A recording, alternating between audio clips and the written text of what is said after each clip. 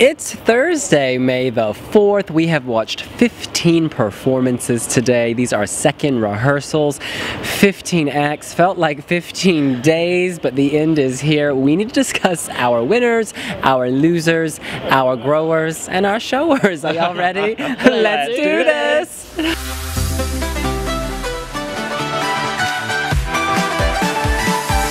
Yes, we have survived another day, and some people have come out on top, but let's talk about the bottoms first. Who is your loser?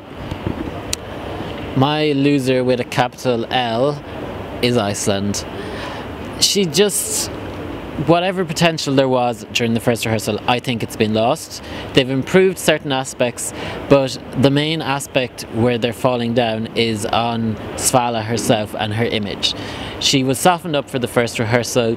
Now she's very severe. She has this top knot. She has this kind of high priestess rig out on, except she's showing the side boob. And then, yeah, the staging doesn't complement the song, and then there's the whole issue that this song is supposed to be paper. She's like paper. Yes. She's weak, she's vulnerable, she's not this vicious woman who's going to have a fight with you and stamp on your toes with her big platform shoes. But that's what she looks like, and probably beautiful. This song, it's a perfectly good pop song. I think it's doing quite well in the charts in Iceland, but it's like Estonia last year in Switzerland. It's not the worst song that comes last. It's a decent song that just doesn't deliver. I mean, my issue has always been the song. Like, if we watch the videos, the reviews, it's just never struck a chord with me. I think she's a beautiful woman. I think she's a lovely person. I think she's a great singer. But for me, the song just feels languid. This tempo of song, it's like, give me something fast or give me something slow. Don't give me something in the middle, you know. I want to fold the paper, crumple it up, and throw it away. I think she would struggle to get through airport security. I mean, there's a lot of gold, there's a lot of metal, and she's going to struggle to get through the final as well, because this just does not have what it takes to take flight. You can put the wind machine on real high, this ain't gonna take flight, y'all. And it pains me to say this because I love Iceland, I love the delegation, I love the singer, but I just think that she's swallowed by the stage, ultimately.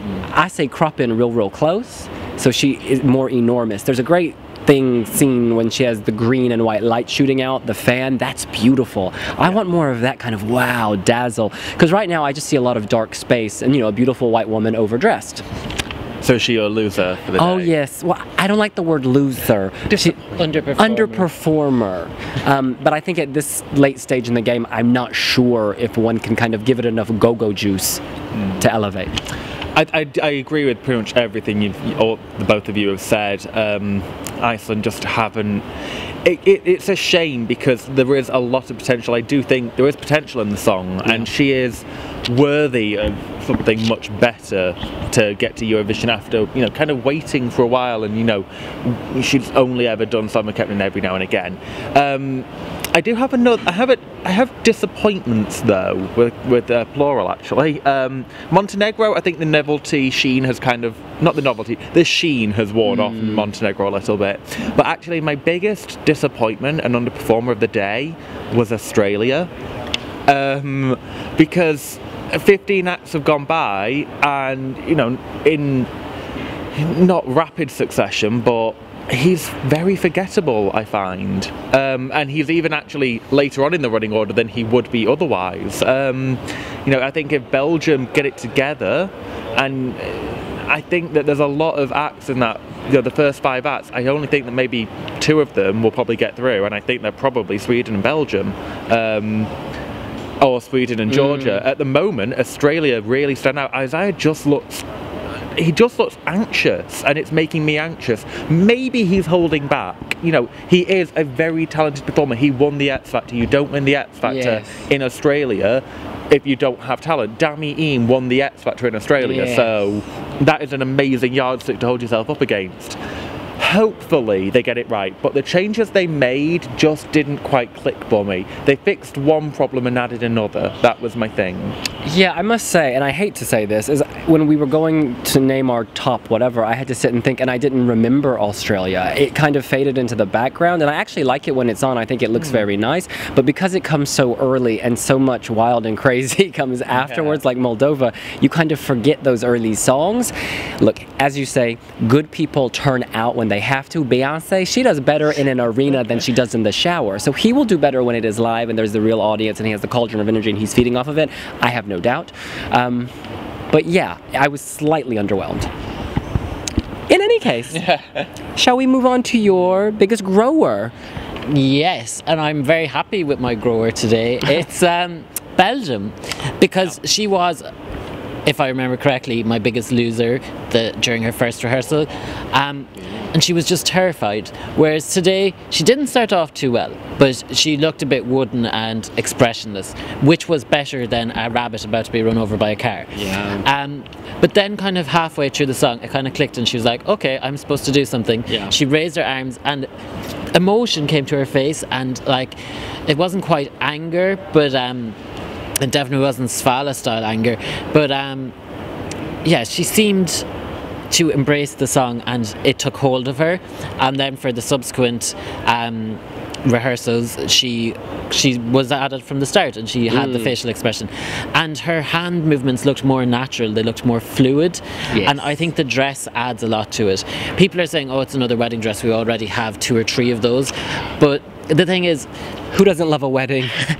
Yeah, but the thing is as well with Blanche is that she was so small and timid on the stage that she needs the big dress. Maybe white mightn't be the best colour, but in a way it does help her stand out because she had very dark staging, so the white against the black is a nice juxtaposition.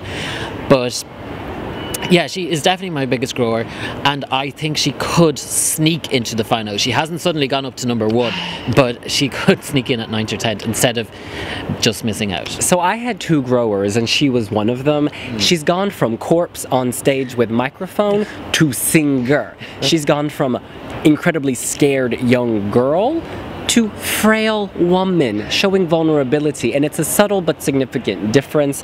The dress gives size, it gives presence, it illuminates, it gives you a visual centerpiece. Now this is interesting. As you say, towards the end of the song, she gets angry. She's letting that fire come out of that white wedding dress, and at the end, she gives us a little smile, a drop of joy, and the stage light comes down. Bam! It's some blue out of nowhere. This is so much better than it was. I kind of hate that I had to say so many harsh things the other day, although they were valid looking back, but she's corrected many of those things. She is now in this to advance. I don't think she's going to win Eurovision 2017, but I think she will do Belgium proud. Okay, no, it has improved, and it is a grower for me. It's not my overall grower of the day, but there are subtle improvements. I still don't think that it's anywhere near where it could be based on the song and based on what we'd seen from the music video and all these elements.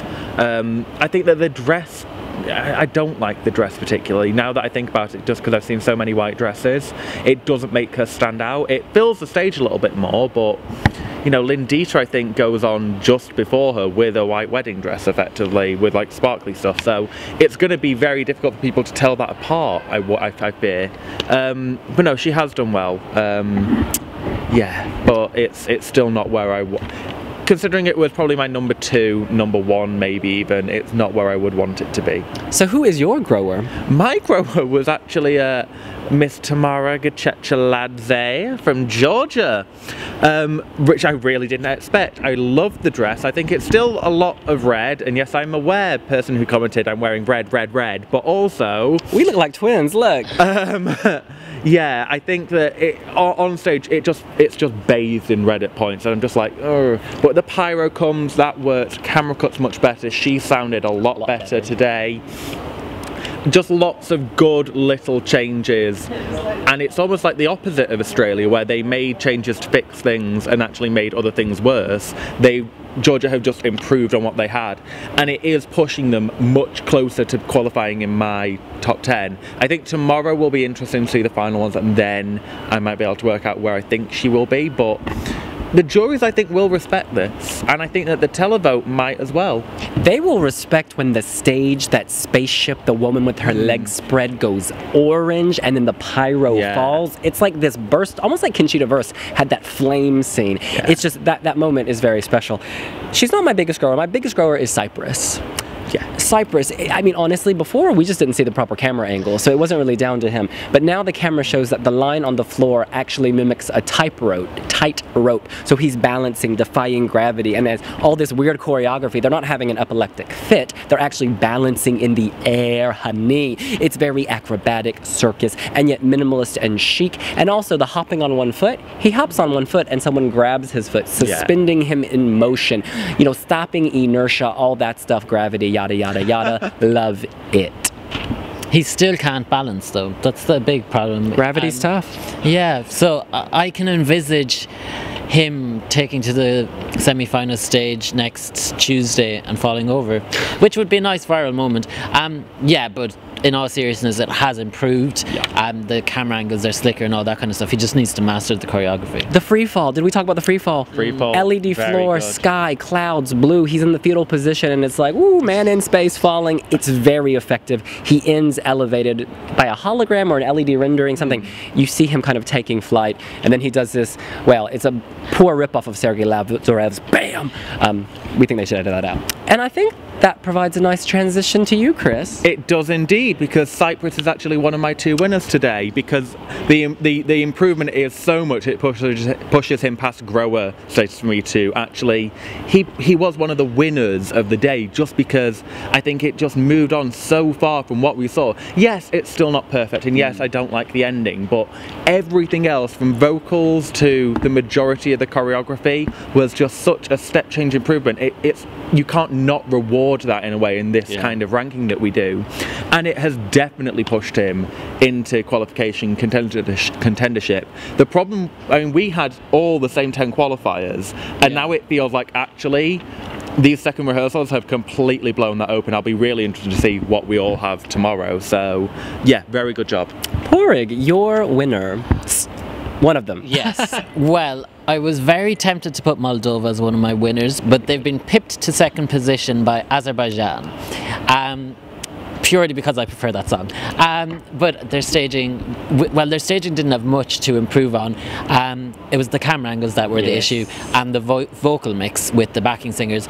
Both of those were addressed today. The horse is still a bit strange. Who cares?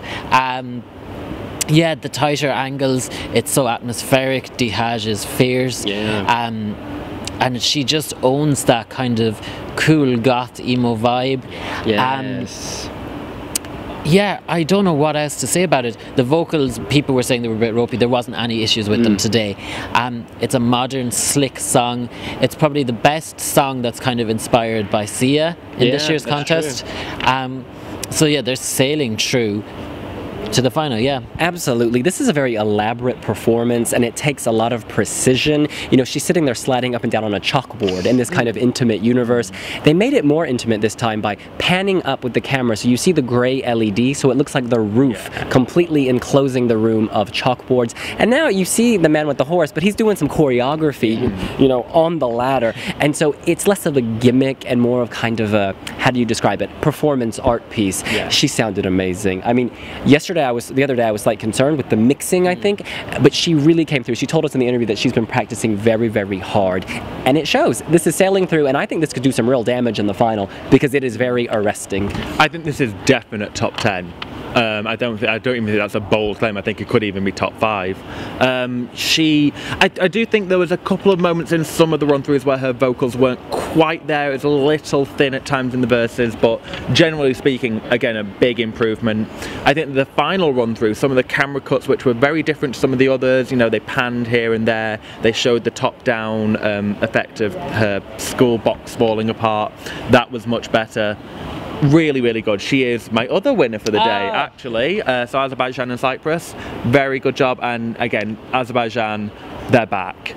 They are back. Hello, Baku, to quote Loreen. And finally, my other winner Moldova.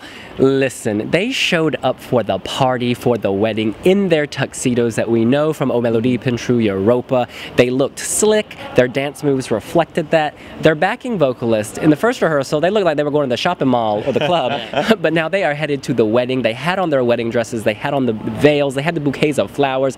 It was crazy, it was not naughty, but a little cheeky. Perhaps cheeky is the word. Yeah. They were playing to the cameras, they made everyone smile. Just copy and paste everything from the first video. They did it even better now. It looks expensive. Chisinau has never known a club this expensive, y'all.